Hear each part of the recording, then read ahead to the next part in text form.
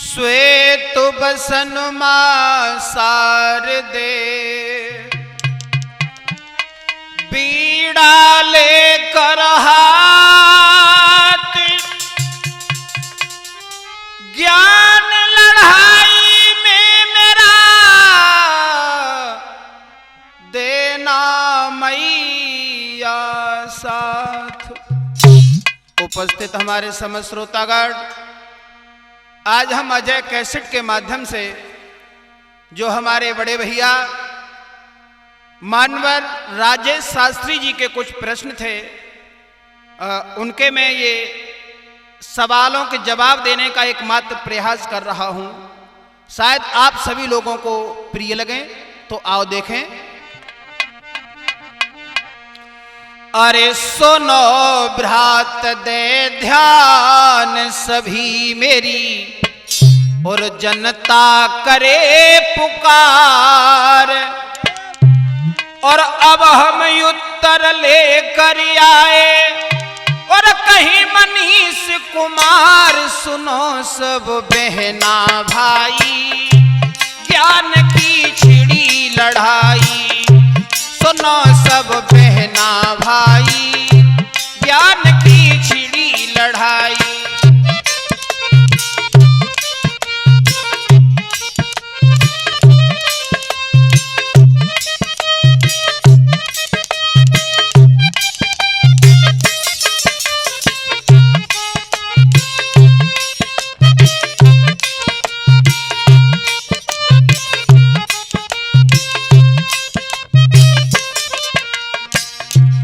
हाँ दोस्तों, जैसा कि आप सभी लोग सोशल मीडिया यूट्यूब के जरिए देख रहे हैं, ये प्रश्न उत्तरों का सिलसिला चल रहा है। हमारे भैया ने माधव कैसेट से कुछ प्रश्न किए, और उन प्रश्नों के जवाब लेकर के कुछ बच्चे आए भी, लेकिन उन्होंने तो ये कहा था कि प्रमाण के सहित आना, लेकिन आए उछल कूद करके चले गए, मतलब समझ में नहीं आया। खैर मैं ज्यादा तो नहीं कहूंगा उनके बारे में, क्योंकि बच्चे होते हैं, ज्यादा कह दिया जाएगा तो मतलब रूठ जाएंगे, ज्यादा नहीं। लेकिन हम भैया के प्रश्नों के जवाब देने का प्रयास कर रहे हैं। और साथ ही साथ एक बात और बता दूं, अजय भैया ने बार बार कहा शास्त्री जी आपको समय बहुत कम दिया है, जल्दी आइए, लेकिन मैंने ये सोचा कि जब तक ये जितने भी हैं ये कह देते हैं कि मिलकर के आपस में कर रहे हो, मैं ये देख लूं कि इनके अंदर कितना क्या मसाला है। ये पहले अपना पेश कर लें, उसके बाद में हम तो दे देंगे तो दे देंगे, नहीं तो कोई बात नहीं है। फिर भी मैं जो भी कार्य करता हूं वो जनता की अनुमति लेकर के ही करता हूं। मैंने अपने जो श्रद्धा ज्ञान दर्पण यूट्यूब चैनल है, अनिल भाई को इंटरव्यू दिया, उसमें भी मैंने बोल दिया कि अगर जनता कहेगी तो फिर दोबारा से भी मैं आने के लिए तैयार हूं। जिन लोगों ने दे लिए, अब नहीं दे पाए तो वो थोड़ा माफ करें, क्योंकि समय आपको बहुत दे दिया हमने। अब आओ असली जवाब क्या है उनके बारे में देखेंगे।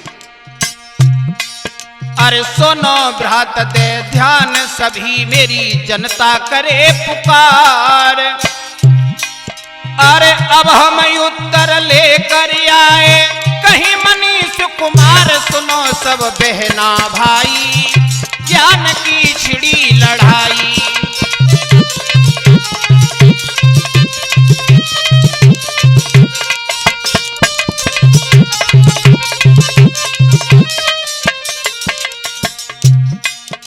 सबसे पहले हमारा पुराना हिसाब किताब कुछ बाकी है, चलो उसकी तरफ थोड़ा प्रयास करते हैं।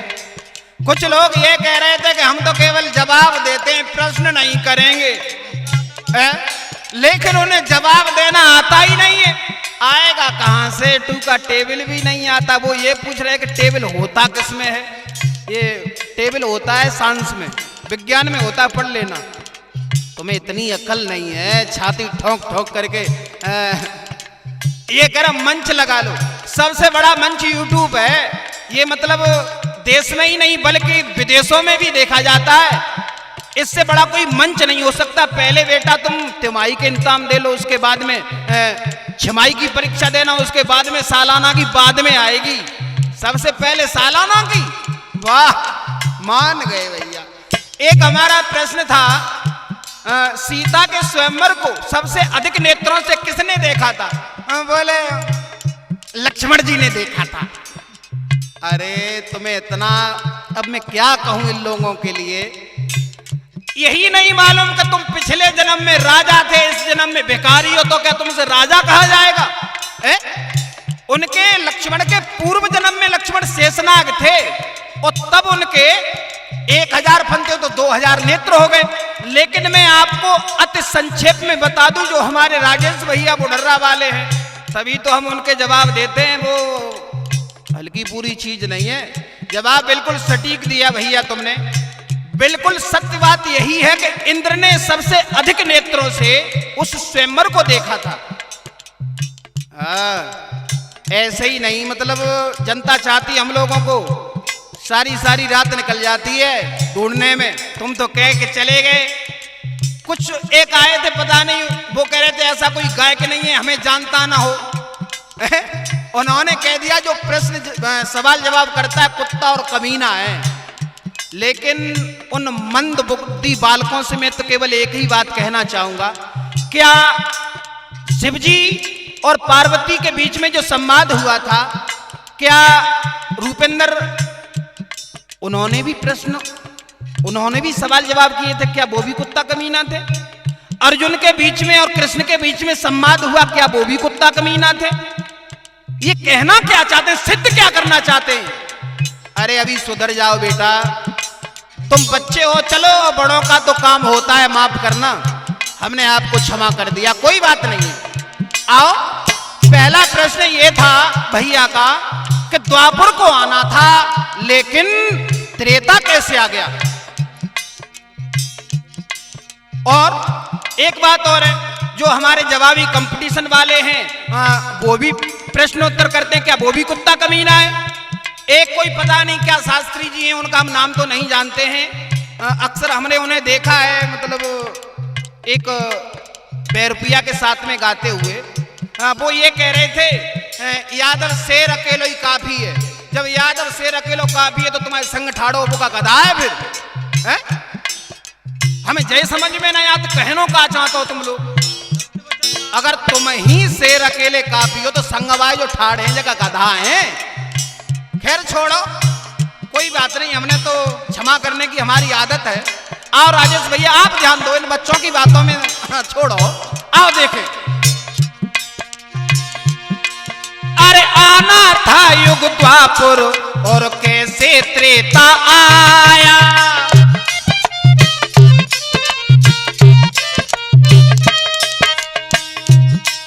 अरे आना था युग द्वापर और कैसे त्रेता आया।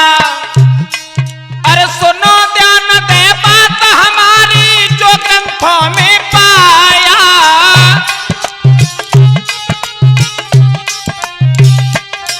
अरे सुनो ध्यान दे बात हमारी जो ग्रंथों में पाया।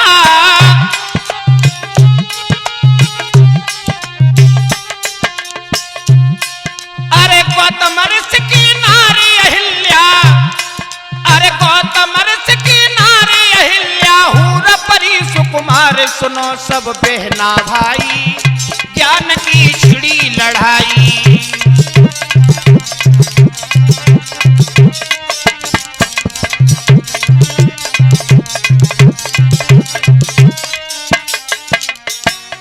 आओ जल्दी जल्दी में बताता चलूं। गौतम ऋषि की जो पत्नी थी अहिल्या, एक बार जब इंद्र ने इसके साथ में छल कर दिया, किया कौन से युग में था? सत्ययुग में।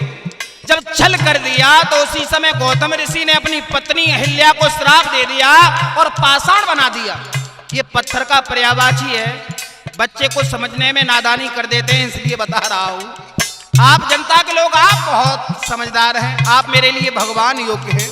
लेकिन जब पत्थर का बना दिया तो उनकी पत्नी गिड़गिड़ाने लगी, लला रूपेंद्र, कहने लगी महाराज मुझे माफ कर दीजिए, मुझसे गलती हो गई। तो उन्होंने ये कह दिया कि चल तेरा उद्धार होगा जब त्रेता में मर्यादा पुरुषोत्तम श्री राम आएंगे, और तब तेरा उद्धार करेंगे। बोले कब आएंगे? बोले त्रेता में आएंगे। बोले प्रभु अभी तो इस सतयुग के बाद में द्वापर आएगा, तब जाकर के त्रेता का नंबर आएगा, कुछ मेरे लिए कर दो। तो उसी समय गौतम ऋषि ने, बड़े ऋषि थे, उन्होंने द्वापर को हटा करके त्रेता को पहले लगा दिया, इसलिए त्रेता पहले आया, पहला प्रमाण। और दूसरा प्रमाण बताता हूं, जो मानस ब्रह्म मंजरी में 385 पेज नंबर पर लिखा है कि भगवान मर्यादा पुरुषोत्तम श्री राम दशरथ और कौशल्या के यहाँ क्यों आए, वहीं पर लिखा है। ये दशरथ और कौशल्या पूर्व जन्म में मनु और शत्रुपा थे। इन्होंने भगवान विष्णु की आराधना की और ये वर मांगने की इच्छा की कि मुझे तुम जैसा ही पुत्र चाहिए। तो भगवान बोले हम जैसा दूसरा कोई है ही नहीं, तो चलो मैं ही तुम्हारे गर्भ से अवतार लेकर के आऊंगा। कौशल्या से कहा, और कब आऊंगा? बोले त्रेता में। तो मनु शत्रुपा कहने लगे प्रभु अभी तो द्वापर आने वाला है, उसके बाद त्रेता आएगा, तब तक इंतजार नहीं कर पाएंगे, बहुत समय हो जाएगा। तो उनके निवेदन करने पर, भगवान भक्त के बस में होते हैं रूपेंद्र, तो उनके निवेदन करने पर उन्होंने द्वापर का नंबर हटा दिया, त्रेता से बोले तुम आओ, चलो तुम्हारा नंबर पहले है। एक प्रश्न के दो जवाब हैं, ये जवाब ऐसे दिए जाते हैं, वैसे ही नाच कूद के आए, मतलब चले गए बैंड वाजन की तरह। बारात में आते हैं, वे 2 घंटा बजाते हैं, बोले मालिक साहब बज गए तुम्हारी बाजी, हम तो ये चले हैं। अरे सुनो ध्यान दे बात सभी, मेरी जनता करे पुकार। अरे अब हम उत्तर लेकर आए, कहीं मनीष कुमार सुनो सब बहना भाई, ज्ञान की छिड़ी लड़ाई।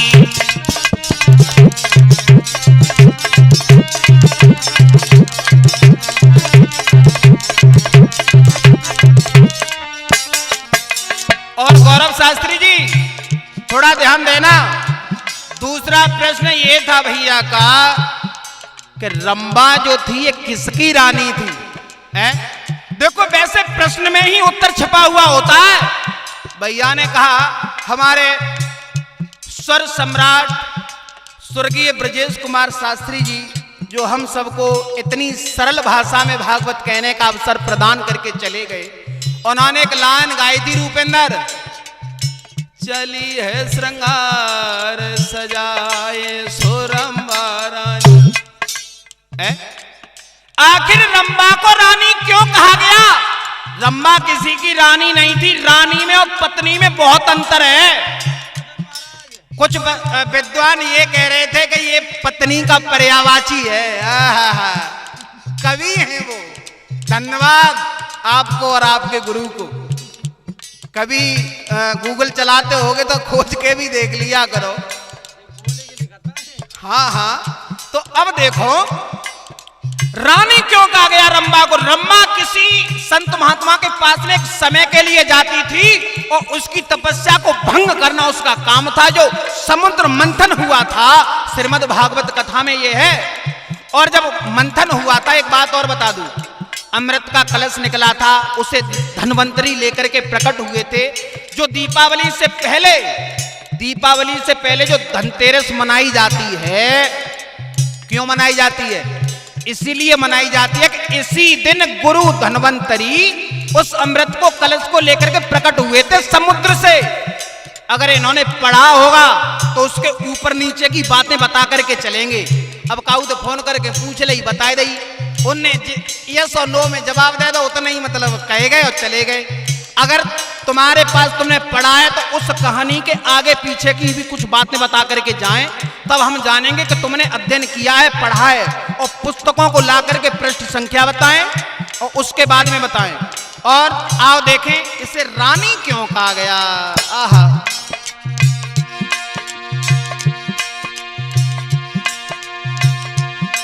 अरे देवों और दैत्यों ने मिलकर मंथन जलध कराया।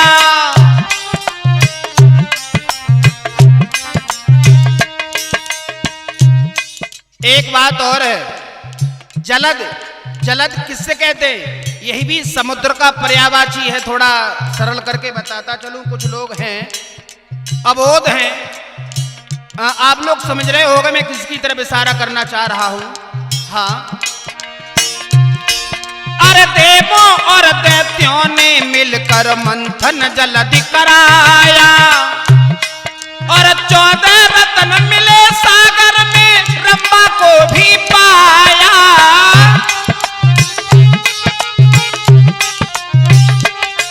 अरे 14 रत्न मिले सागर में रंभा को भी पाया।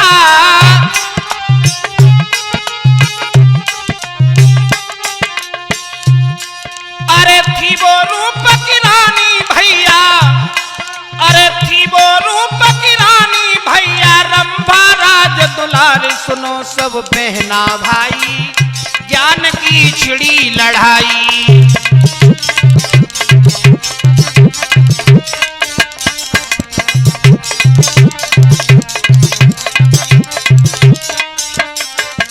अरे सुनो ध्यान दे बात सभी मेरी जनता करे पुकार। अब हम उत्तर लेकर आए कहीं मनीष कुमार। सुनो सब बहना भाई, ज्ञान की छिड़ी लड़ाई।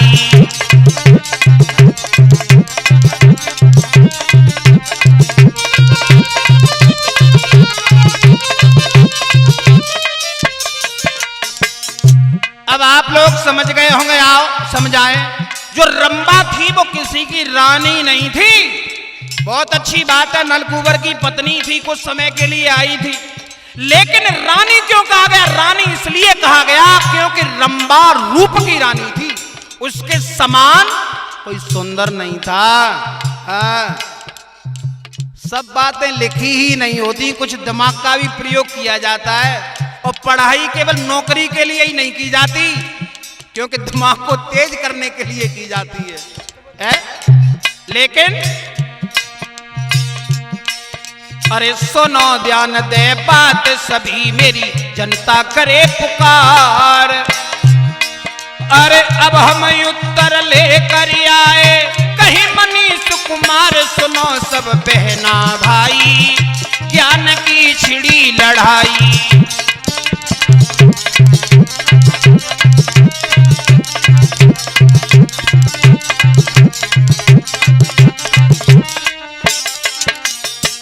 आओ देख लेते हैं कि भैया का तीसरा प्रश्न ये था। एक बात और कहूं, भैया ने ये कहा कि जो 60 भार सोना है, इस सोने को आज के किलोग्राम में बदलो। आज के किलोग्राम में कुछ आए, किसी ने फोन पे बता दिया कि 20 तोला में एक भार होता है और बताए, मतलब चले गए। किलो भार को किलो में बदलने के लिए कहा गया। तो आओ मैं तुम्हें बताता हूं। सबसे पहले एक बात बता देना चाहता हूं, जो हमें देवी भागवत में मिला पृष्ठ संख्या 426 पर यह लिखा पाया है कि हरिश्चंद्र, तारा और रोहित 60 भार में नहीं बल्कि 2.5 भार में बिके थे। और ये 60 भार का वृत्तांत मैंने कहीं नहीं देखा।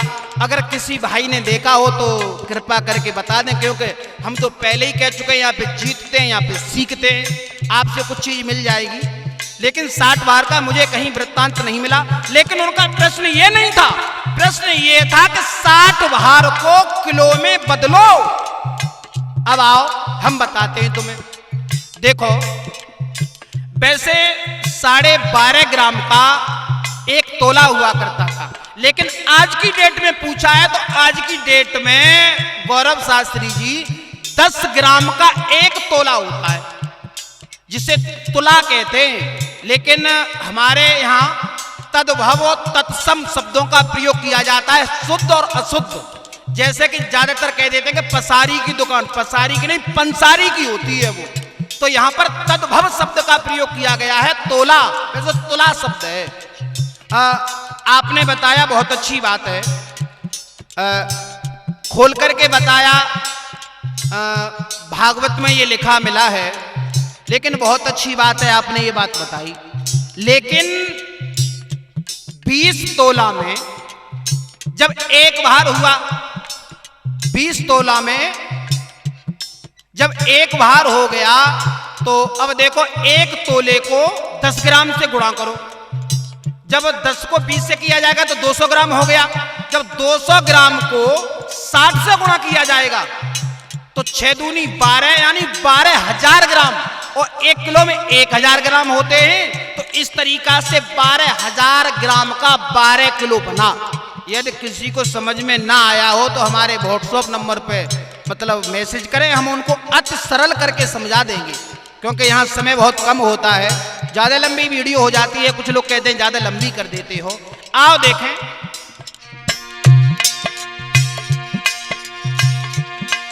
अरे अवध राज नभ हरिश्चंद्र बिक गए सुत राजा रानी।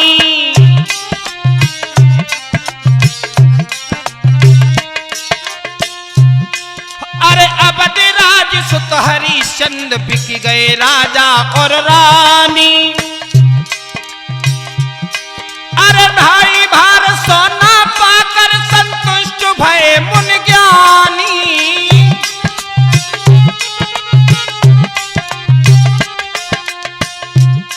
अरे साटो भार गिनते कुछ गायक, अरे साटो भार गिनते कुछ गायक, गलती ले सुधारे। अरे हाँ गलती ले सुधारे। सुनो सब बहना भाई, ज्ञान की छिड़ी लड़ाई।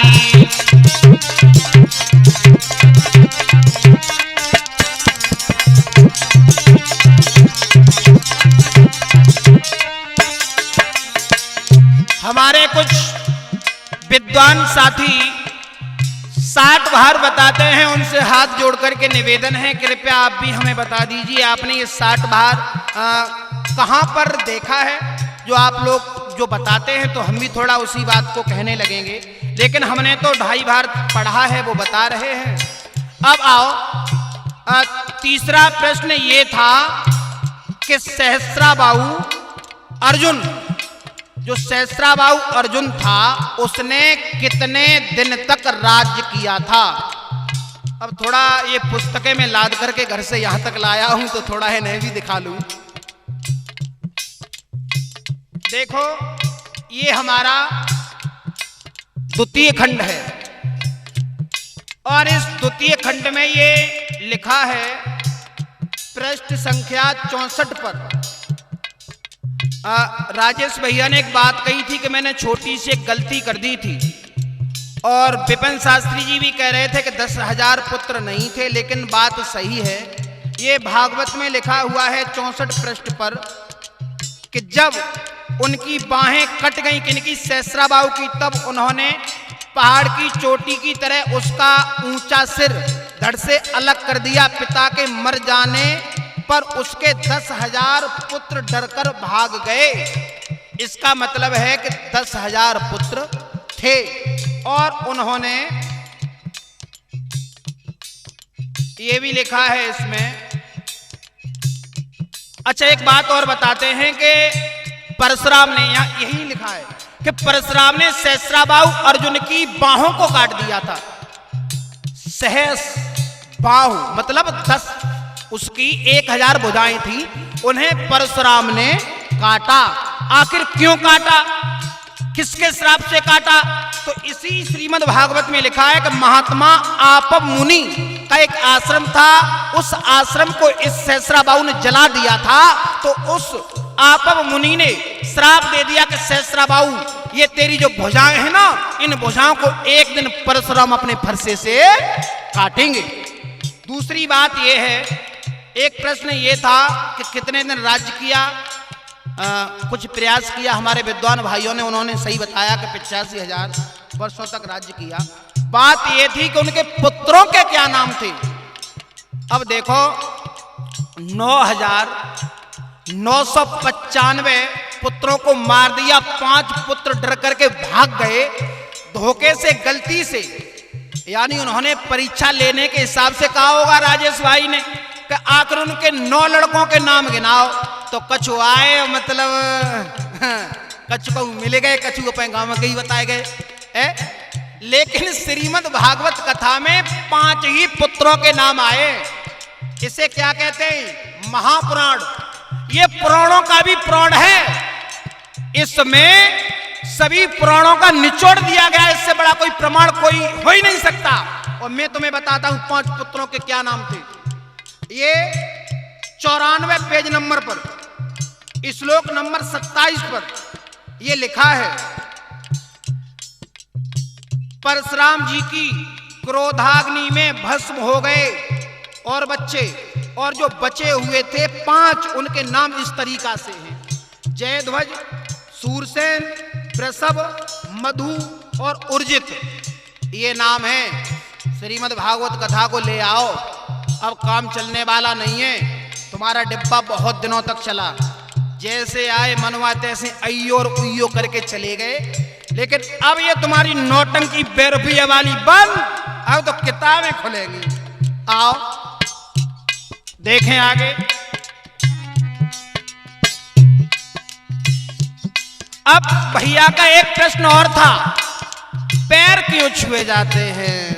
वाह, आपको बहुत बहुत धन्यवाद देता हूं। कुछ विद्वानों ने कहा कि आशीर्वाद लेने के लिए पैर छुए जाते हैं।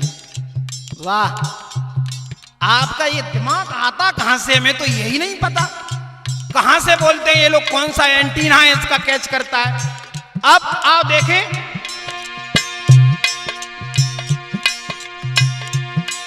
अरे पैर छुए क्यों जाते हैं, ये है राजेश की बानी।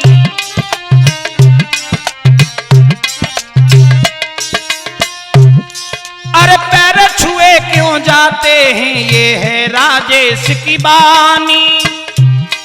अरे झुकता सदा बड़ों के आगे युगों युगों से प्राणी।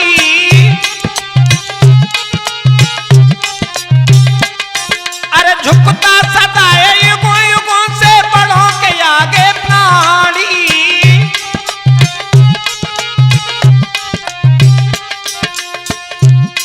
अरे नारायण हर बसे चरण में, अरे नारायण हर बसे चरण में, ओ राजेश कुमार सुनो सब बहना भाई, ज्ञान की छिड़ी लड़ाई।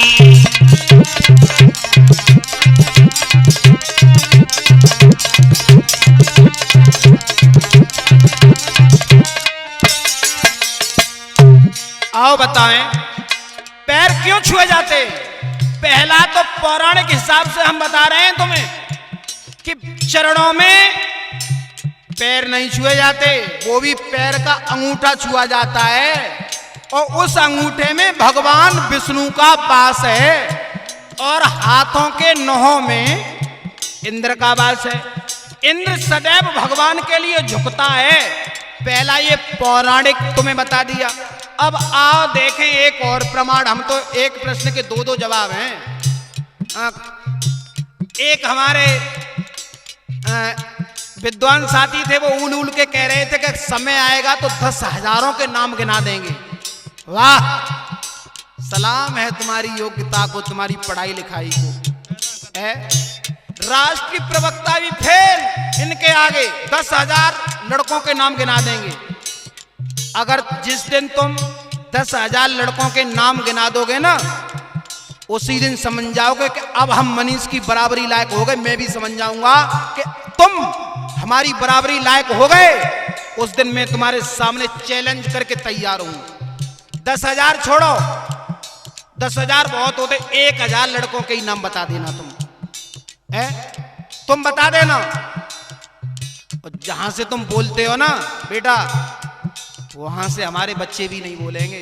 सुनो, ये श्रीमद् भागवत रहस्य है, इसे ले आओ अपने घर। उसके बाद में इसमें ढूंढो, पेज पृष्ठ संख्या 195 पर दिया गया है कि पैर क्यों छुए जाते हैं। अब देखो, मैं पढ़ के बताऊंगा आपको, ऐसे नहीं। जिस व्यक्ति का तुम स्पर्श करोगे, उस व्यक्ति के कुछ न कुछ परमाणु तुम्हारे शरीर में प्रविष्ट हो ही जाएंगे। पुण्यशाली व्यक्ति के परमाणु पवित्र होते हैं और पापी व्यक्ति के परमाणु अपवित्र होते हैं। जैसे व्यक्ति का स्पर्श करोगे, वैसे व्यक्ति के परमाणु तुम्हारे शरीर में घुस जाएंगे। इससे यह सिद्ध होता है कि हर इंसान को जाने बिना उसके पैर छूने नहीं चाहिए जब तक तुम उसे जानते नहीं हो, पहचानते नहीं हो कि इसके अंदर कैसे गुण हैं। अगर तुमने अवगुड़ी के पैर छू लिए, शराबी कबाड़ी के, दुर्विचार रखने वालों के, तो तुम्हारे बे ही अवगुण आ जाएंगे। और इसमें यह दिया गया है कि जिस समय कलयुग ने महाराज परीक्षित के चरण छू लिए, तो अब देखो परीक्षित के चरण छूते ही परीक्षित के शरीर में कलयुग के परमाणु प्रवेश कर गए। वो मारना चाहते थे, इतना असर होता है परमाणुओं का, उन्होंने कलयुग को मारा नहीं। फिर ये होता है असर, इसलिए पैर ऐसे नहीं छुए जाते और पैर का अंगूठा ही छुआ जाता है। और एक बात और बताऊं, भगवान जो तिलक लगाया जाता है, वो तिलक क्या है, क्यों लगाया जाता है? जो भगवान विष्णु का वास है पैरों में, और वही जो दो लकीरें की जाती हैं, वही भगवान विष्णु के पैर अपने मस्तिष्क पे धारण किए जाते हैं। पैर इसीलिए छुए जाते हैं, ऐसे दिए जाते हैं जवाब। अब थोड़ा पढ़ लिया करो, उसके बाद में मतलब भूला करो। वैसे ही अब तो गीदड़ों ने मतलब धाक जमा ली है, कुछ नहीं होने वाला, कुछ नहीं होने वाला है। और एक और आए थे महासज्जन, वो कह रहे थे कि जहां तुम्हारा पसीना गिरेगा वहां खून बहा दूंगा। तो वो खून क्यों बहा रहे हैं, तो थोड़ा मैं एक दृष्टांत के माध्यम से आपको समझाऊंगा। अभी आओ इसे विराम की ओर ले चलता हूं।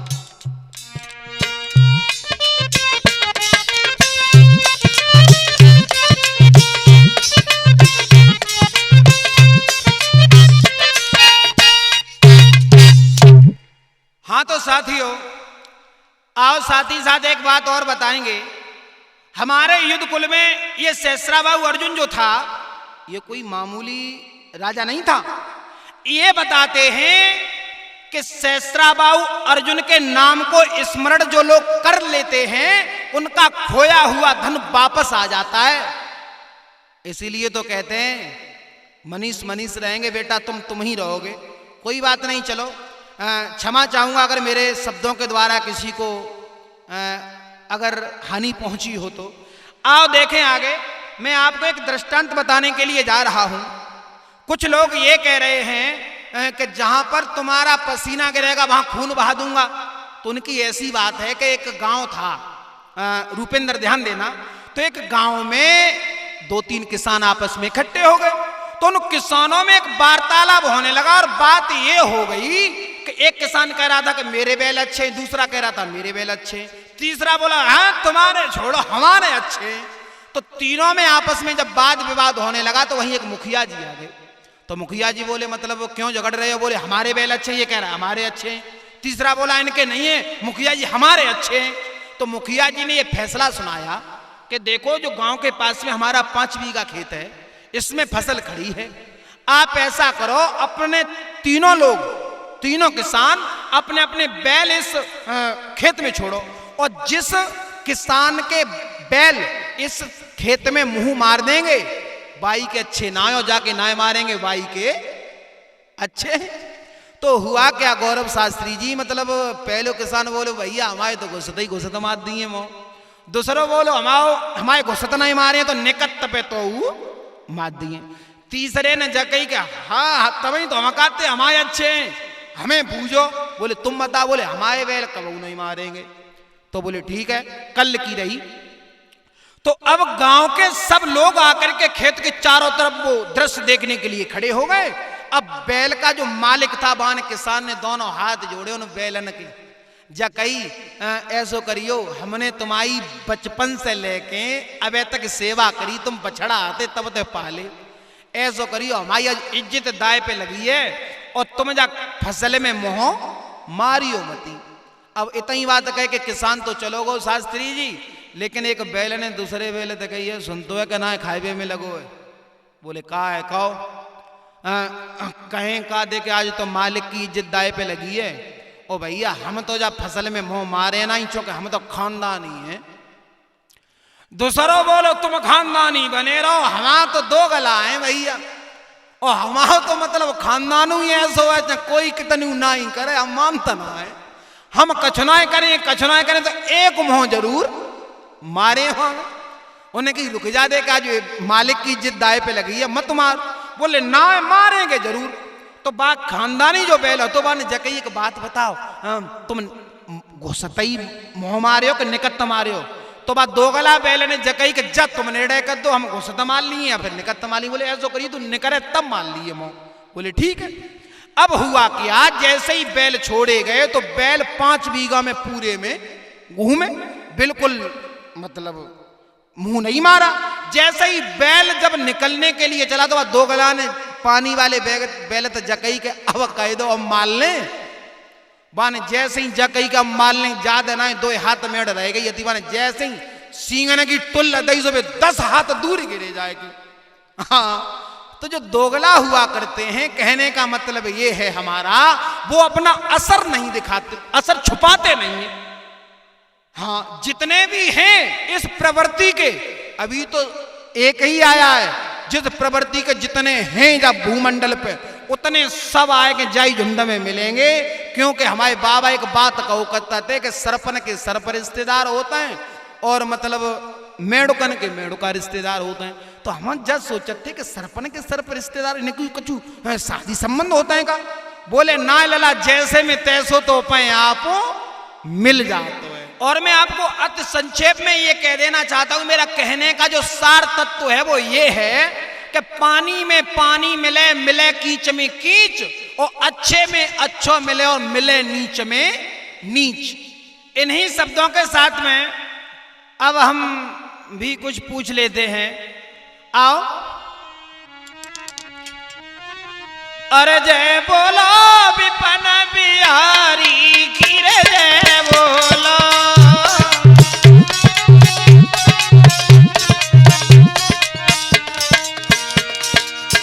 ये तो सिलसिला चलता ही रहेगा। आप सभी लोग 2 मिनट भगवान का भजन कर लो। जय बोलो विपन बिहारी की रे जय बोलो।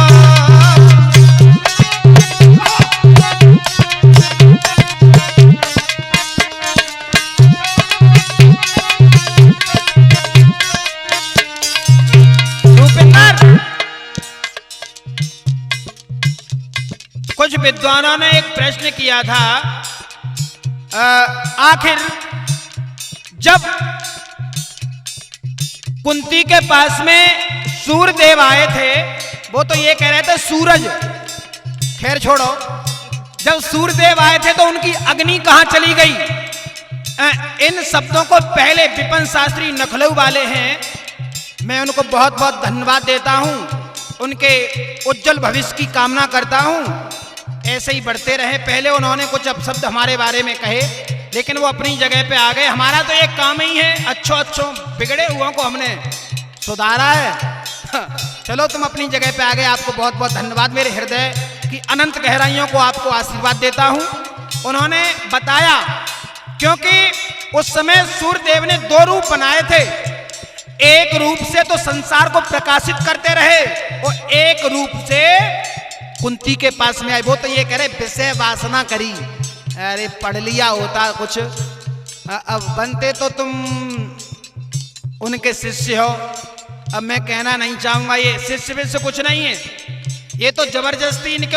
एक बात बताओ, अगर किसी सोने से लोहा छुआ दिया जाए क्या वो सोना बन जाएगा? कभी नहीं बनेगा। लोहा लोहा रहेगा, सोना सोना रहेगा। एक बात और बताऊं, विषय वासना नहीं, योग शक्ति से पुत्र उत्पन्न किया। मैं एक बात उनसे पूछना चाहता हूं, सूर्य हैं 12, आकर तुम ये बता देना कि कौन से सूर्य ने आकर के कुंती को वरदान दिया और पुत्र दिया, ये बता देना तुम। दूसरा प्रश्न ये था उनका कि भगवान क्या नहीं देखता? भगवान ऊंच नीच भेदभाव अपने भक्त के अपमान को नहीं देखता। तीसरी बात इन्होंने कही कि रावण और राम का युद्ध हुआ तो कितने घंटा में, कितनी मिनट में, कितनी सेकंड में राम ने रावण की कितनी सेना मारी। उन्हें ये, अब मैं क्या कहूं उनसे, मुझे बड़ा लज्जा आती है।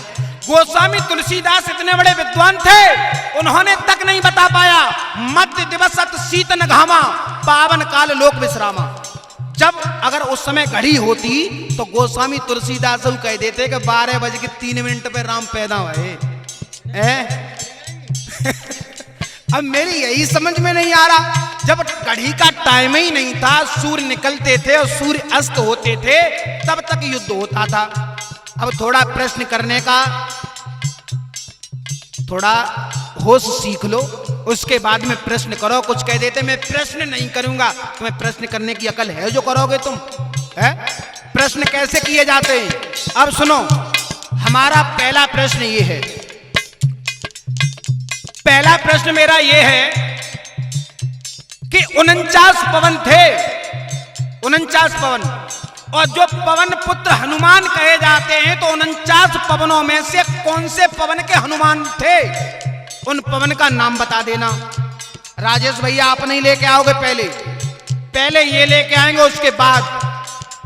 और दूसरा प्रश्न हमारा ये है कि 1000 वर्षों तक इंद्र को मारने के लिए किसने तपस्या की?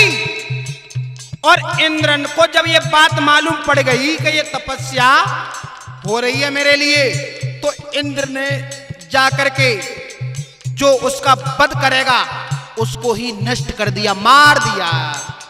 वो कौन थी, कौन तपस्या कौन कर रहा था? अब आपको ये नहीं बताऊंगा स्त्री है या, चलो बता देता हूं स्त्री है वो। अब बहुत सरल कर दिया मैंने तुम्हारे लिए। और हमारा तीसरा प्रश्न ये है, शास्त्री जी गौरव, जो खेत में गेहूं के दाने पड़े होते हैं ना, तो अक्सर बच्चे कह देते हैं कि चलो सिला बील लाएं। हाँ, उसे कहते हैं सिल। और वही दाने अगर मार्केट में कहीं पड़े हो तो उन्हें क्या कहते हैं, ये मन समझ लेना कि ये प्रमाण से नहीं है, प्रमाण से है ये भी, और बहुत प्रमाणित पुस्तक है, वो गोरखपुर की है, ये भी बता दिया तुम्हें। 3 प्रश्न हमारे ये हो गए, अब ज्यादा करेंगे नहीं, और अगर हम ज्यादा कर दें तो ये तो तुम बता भी नहीं पाओगे। एक चौपाई आती है, एक चौपाई आती है रामायण में, जो हम जनते बंधु पुछोहू और पिता बचन मनते नए ओहू। ये चौपाई है, जो हम जनते बन बंद बिछोहू और पिता बचन मनते नए ओहू। ये चौपाई है, इसका अर्थ लेकर के आ जाना। इसका वैसे अर्थ ये है, राम कह रहे हैं कि अगर ये बात हमें पहले से मालूम हो जाती कि लक्ष्मण इस तरीका से छोड़ के चले जाएंगे तो हम अपने पिता की बात को मानते नहीं। ये इसका पहला अर्थ है, लेकिन असली अर्थ नहीं है ये। असली अर्थ क्या है इसका, ये लेके आ जाना। आपने सुना होगा, हृदय राख कौशलपुर राजा। हनुमान जी कह रहे हैं, हनुमान जी ने हृदय में कौशलपुर के राजा को सुमिरा, हृदय में रखा। कौन था कौशलपुर का राजा? क्या कह देते हो कि तुम्हारा माइंड हैंग हो जाएगा, मुझे फलाने सिंह कहते हैं। अरे क्या कहूं, चलो छोड़ो, आओ। जय बोला